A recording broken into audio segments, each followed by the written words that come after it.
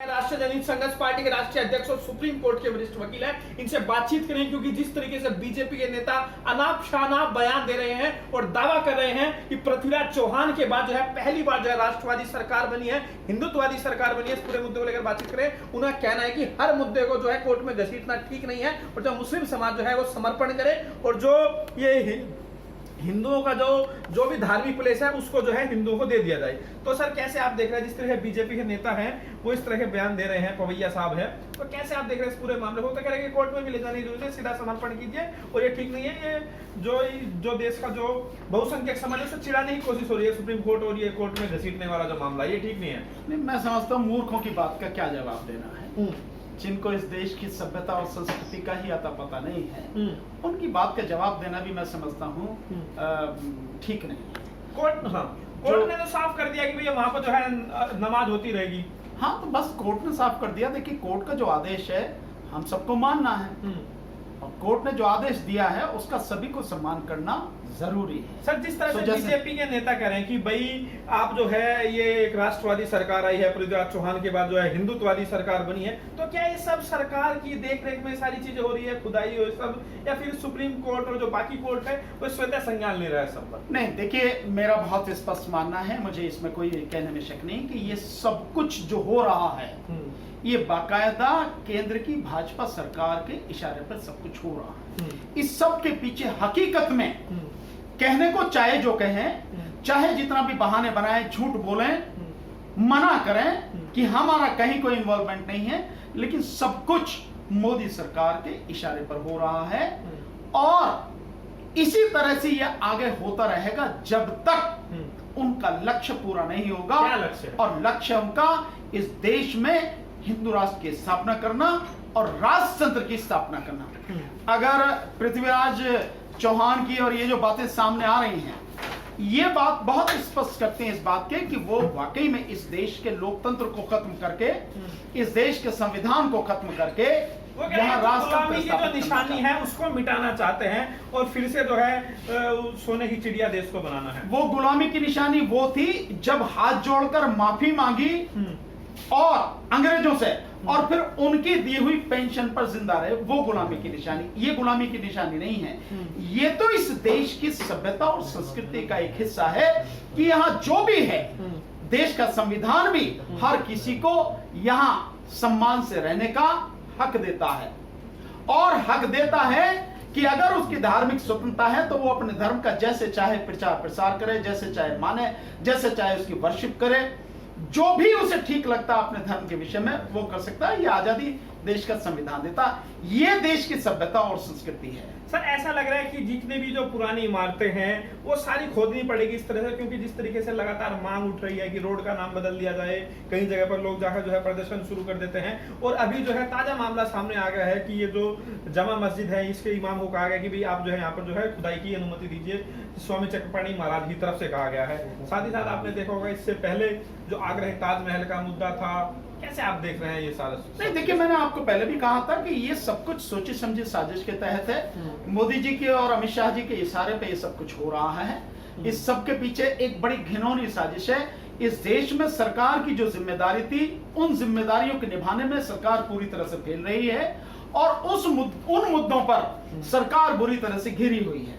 चाहे वो महंगाई का मुद्दा हो, शिक्षा का हो, बेरोजगारी का हो, और चाहे जो है वो किसानों की, मजदूरों की उसका हो, चाहे वो मुद्दा देश की सुरक्षा का हो, चाहे पर्यावरण का हो, किसी भी तरह का मुद्दा हो जिस पर सरकार पूरी तरह से फेल है।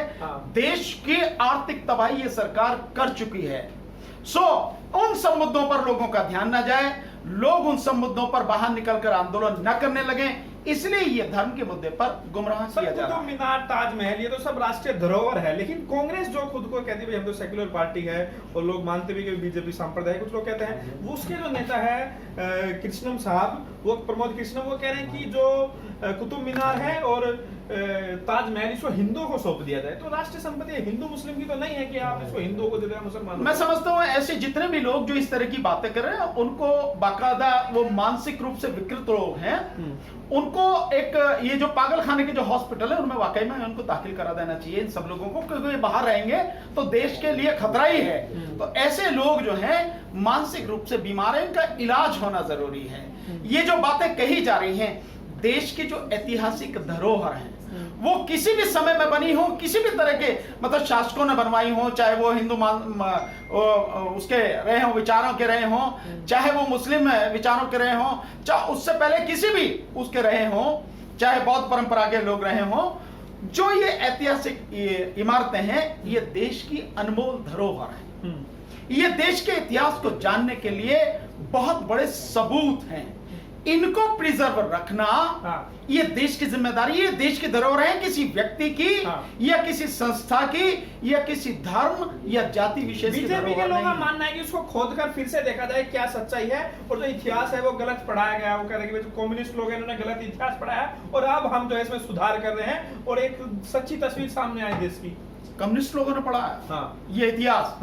अच्छा तुम इसे नया बनाओगे इतिहास अपने हिसाब से फिर से। मैं समझता हूं एक काम करा जाए, इनको बोलो कि सब लोग मिलकर एक काम करो, इनको भैया पूरे देश को खोदो, तभी इसका काम बनेगा, और देश में बाकी सारे काम कर दो बंद, पढ़ाई लिखाई बंद, रोजगार बंद, व्यापार बंद, कारखाने बंद, सड़क पे चलना बंद, सारे बुलडोजर, सारी जितने भी वो है ना जेसीबी वगैरह होंगे जितने भी हैं दुनिया भर में, और जितने भी खोदने वाले मजदूर हैं सब बुलाओ, राष्ट्रपति भवन से खुदाई इसकी शुरू करो, और जो जो निकलता जावे वहां उसी तरह का जो वहां बनाते चले जाओ। ये क्या मानसिकता आपको लग रही है? मैं बता रहा हूं मानसिक रूप से बीमार लोग हैं, इन सबको जो पकड़ के उन्हें हॉस्पिटल में दाखिल कराना चाहिए, बंद करना चाहिए, नहीं तो देश में जो दिक्कत ही खड़ी होगी। ये देश क्योंकि कहा जा रहा है एक पुराना नारा है, ये तो केवल झांकी है, काशी मथुरा बाकी है, और ये पुराना नारा है बीजेपी का और बीजेपी से जुड़े संगठनों का। जिस तरीके से देखा गया भाई अयोध्या का जो मामला था उसके शुरुआत से ये नारा दिया जाता है, और आपने देखा काशी में मामला शुरू हो ही गया है, और मथुरा को लेकर बार बार मुद्दा उठता है कि वहां पर भी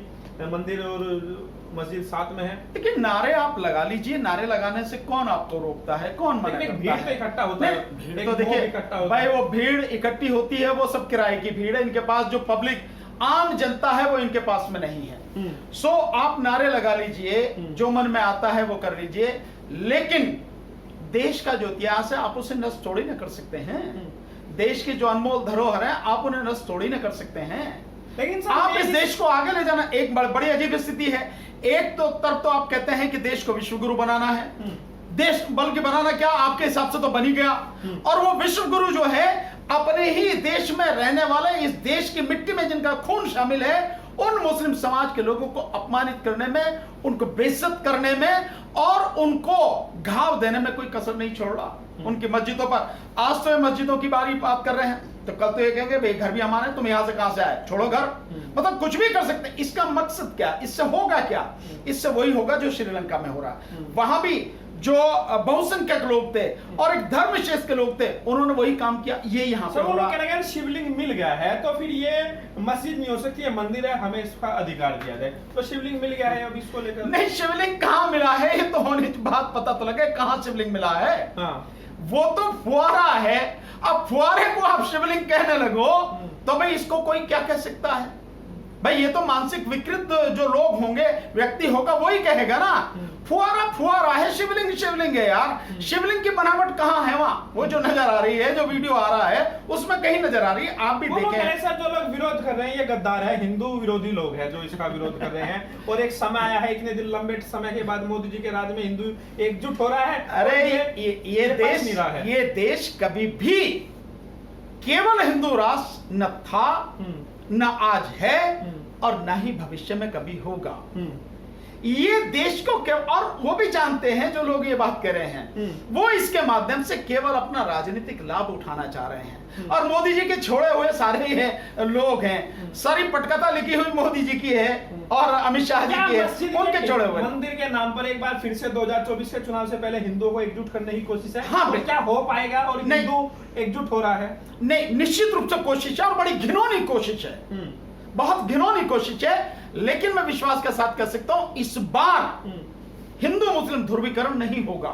बीजेपी पिछले तकरीबन 2 साल से बड़ी छटपटा रही है और बहुत कोशिश कर रही है कि किसी भी तरह से इस देश में हिंदू मुस्लिम हो जाए, तभी इतनी मतलब निम्नतम स्तर पर आ चुकी है, नैतिकता पूरी तरह से उनकी खत्म हो चुकी है कि हर जगह मुस्लिम समाज को काटने की, उसका मतलब नरसंहार करने की और उनको गाली देने की, बेइज्जत करने की, उनकी मस्जिदों को तोड़ने की, ये सारी चीजें हो रही हैं। लेकिन इस सब के बावजूद भी देश इतना समझदार हो चुका है कि हिंदू मुस्लिम में बट नहीं रहा। सो वो जितनी भी गंदगी फैला सकते हैं, जितना भी बुरा बोल सकते हैं, जितना भी उकसाने की कोशिश कर सकते हैं, वो सब कर रहे हैं, लेकिन वो अब इसमें सफल नहीं हो सकेंगे। सर, क्योंकि आप इस पूरे प्रोसीजर को समझते हैं कि कोर्ट जो है कैसे काम करता है, किस तरह से जो है मुकदमा लड़ा जाता है, कैसे सबूत वगैरह दिए जाते हैं, तो आपको इस केस में कितना दम लग रहा है, किस और केस जाता दिखाई दे रहा है आपको? नहीं, देखिए लीगली आप देखें तो ये शुरू ही नहीं होना चाहिए था, लेकिन खैर हो गया है। तो एक तो सवाल या निशान यही खड़ा हो जाता है, अदालत के ऊपर खड़ा हो जाता। पर फिर भी मैं ये मानता हूं, चलिए जो हो गया, अदालत का जमीर अभी जिंदा है, ऐसा मैं मानता हूं। और वो जो न्याय है, न्याय वो करेगी अदालत। तो जो भी रिपोर्ट है उनके सामने आएगी, उसको देखने के बाद जो भी है सब सामने आएगा। मुझे विश्वास है कि अदालत, जैसे अभी ताजमहल वाले केस में लखनऊ बेंच ने जो बहुत बढ़िया डिसीजन दिया है और कहा कि अभी पढ़ के आओ, सो मैं समझता हूं ऐसे इस मामले में भी बहुत समझदारी भरा डिसीजन आएगा और वाकई में न्याय होगा। जो उसमें नहीं हुआ, जो बाबरी मस्जिद वाले में न्याय नहीं हुआ, इस मामले में न्याय होगा, ऐसा मैंने सर, कर्नाटक में भी एक मस्जिद है, उस पर भी कहा जा रहा है कि वहां पर भी जुल्म किया गया और मंदिरों को तोड़कर मस्जिद बनाई गई, वहां पर भी इजाजत दी जाए कि वहां पर भी लोग पूजा पाठ कर सके। और इस तरह का जो है पूरे देश भर में मामला है। बीजेपी लोगों का दावा है कि मुस्लिम आक्रांताओं ने जुल्म किया और जो है हिंदुओं के जो मंदिरों को तोड़कर मस्जिद बनाई, और हर जगह इस तरीके से सर्वेक्षण होना चाहिए। देखिए, अगर यही बात है, इस बात को अगर लें, तो मैं आपको एक चीज बताता हूँ, आप उस पर ध्यान दीजिए सोनू जी, वो अरुण जी, कि देश में जितनी भी प्राचीनतम मूर्तियां जिनको मंदिर कहा जा रहा है, आप उन्हें ध्यान से देखिए, वो सारी मूर्तियां बौद्ध मूर्तियां हैं जी। इस देश में अगर आप पूरे में खुदाई करवा लें तो आपको हर जगह बौद्ध अवशेष मिलेंगे, तथागत बुद्ध से जुड़े हुए अवशेष मिलेंगे, बौद्ध धर्म से जुड़े हुए अवशेष मिलेंगे। चाहे आप साउथ में चले जाइए और चाहे आप नॉर्थ में चले जाइए, कहीं भी आप देखेंगे, क्योंकि बुद्ध का धर्म यहां पर पूरी तरह से देश में फैला हुआ था। और आप देख सकते हैं उसके निशान अफगानिस्तान तक में मिले। आप हर कोई जानता है कि अफगानिस्तान के बामियान में कितनी बड़ी जो मूर्तियां, बुद्ध की मूर्तियां इतनी बड़ी थी, तालिबान ने जिसको तोड़ा, वो जो मूर्तियां थी वहां पर, उससे आप पता लग सकते हैं। और आप इधर चले जाइए, उड़ीसा में है, आंध्रा में है, महाराष्ट्र में है, ये सारा इलाका जो आप देखेंगे, ये बौद्ध में भारत था। सो अगर आप इनकी खुदाई की और मूर्तियों की बात करते पुरानी की, इन्होंने उन मूर्तियों को कहीं कपड़े पहनाए, कहीं तिलक लगाया, कहीं कुछ किया, उन बौद्ध मूर्तियों को इन्होंने हिंदू बौद्ध विहारों को भी बौद्ध मूर्तियों को हिंदू मूर्तियों में कन्वर्ट किया। मैं मूर्तियों की बात कर रहा हूं। आप देखिए जितने भी हैं, अगर आप देखेंगे तो सोशल मीडिया पे ऐसे कितने ही उदाहरण आपको मिल जाएंगे, कितनी ही चीजें आपको मिलेंगी जिनको इस तरह से इन्होंने किया है। जहां तक इसकी बात है कि भाई ये वो है, मैं समझता हूं ये पागलपन से ज्यादा और कुछ नहीं। सर, अयोध्या का जो फैसला आया था तब भी आप उसको क्रिटिसाइज कर रहे थे, तो इसको अयोध्या 2.0 भी लोग कह रहे हैं। नहीं, चाहे 2.0 को, 3.0 को, 1.0 को, कुछ भी जो मन में आता कह लो, कहने में क्या दिक्कत है। लेकिन सुप्रीम कोर्ट भी जानती है कि अयोध्या वाले केस में न्याय नहीं हुआ। इस देश में लीगल प्रोसेस को समझने वाले जितने लोग हैं, ईमानदारी से जब जजमेंट पढ़ते हैं तो जानते हैं, वो कहते हैं कि इसमें अयोध्या वाले में न्याय नहीं हुआ, बहुत गलत हुआ है। हालांकि सुप्रीम कोर्ट ने आर्टिकल 142 का सहारा लेकर उसको डिसाइड किया, जिसमें कहा गया कंप्लीट जस्टिस, लेकिन उसमें कंप्लीट इनजस्टिस हुआ, रही ज्ञान व्यापी।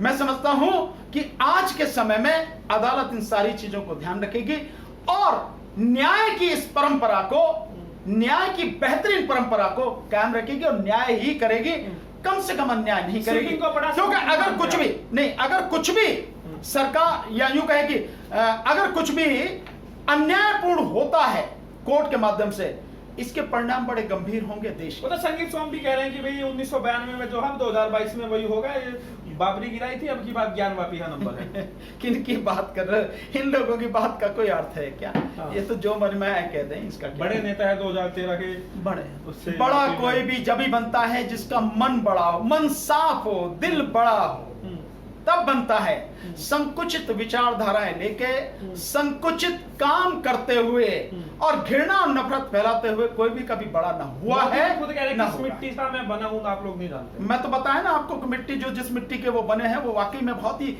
मतलब जहरीली और घटिया किस्म की मिट्टी होगी जिसके मोदी जी बने हैं। ये मामला आपको कहां तक जाता दिखाई दे? मैं मुझे नहीं पता, अब तो सुप्रीम कोर्ट तो पहुंच गया और कहां जाएगा? सुप्रीम कोर्ट से ऊपर तो कोई और कोर्ट है नहीं इस देश में, तो है नहीं। और दूसरी इसका- मस्जिदों तक पहुंचेगा? कहां तक? दूसरी मस्जिदों तक कुछ भी भाई कहीं भी पहुंच सकता है। अभी तो भैया सरकार उनकी है, जो मन में आए कर रहे हैं। और जब उनको जो है प्रधानमंत्री की शय है, जब उनके ऊपर उनका संरक्षण है, मुख्यमंत्री की शय है, सरकार की शय है, चाहे लोग मतलब केंद्र की हो या राज्य की, तो कहीं तक भी ले जाओ। 2024 की तैयारी शुरू। तो वो तो कर दी, मोदी जी ने घोषणा कर दी, कह दी ना उत्तर प्रदेश के जो एमएलए उनको कह के गए भैया 2024 की तैयारी शुरू करो, तो हो गए। और ये सब कुछ हो ही उसके लिए रहा है। बीजेपी आ रही है। नहीं, बीजेपी तो अगर ईवीएम से हुआ तो बीजेपी आएगी, ईवीएम से नहीं हुआ तो बीजेपी क्या उसके पुरखे भी तो नहीं आ फिर सकते। इतनी मेहनत क्यों करेगी बीजेपी? हिंदू मुस्लिम सर आप फिर नहीं, देखिए उसके पीछे और बहुत कारण हैं। इन सब चीजों को लोगों को भी गुमराह करना होता, ऐसी नहीं होती सारी चीजें, तो बाकायदा वो सारी चीजें सब कर। ठीक है, तो ये मेरे साथ भानु प्रताप जी, सुप्रीम कोर्ट के वरिष्ठ वकील है और राष्ट्रीय जनता संघर्ष पार्टी के राष्ट्रीय अध्यक्ष है। साफ तौर से कहना है कि जिस तरह का माहौल देश में तैयार किया जा रहा है, इसके आने वाले समय में जो है परिणाम बेहद ही घातक साबित होने वाले हैं, क्योंकि जो माहौल खराब किया जा रहा है उसका जो है आने वाले समय में जो है लोगों को भुगतान करना पड़ेगा। और बीजेपी की जो सरकार है वो ईवीएम के दम पर बनी हुई सरकार, इसलिए इस तरह के मुद्दों का हवा दी जा रही है। आपकी क्या राय है? मुझे बताइए।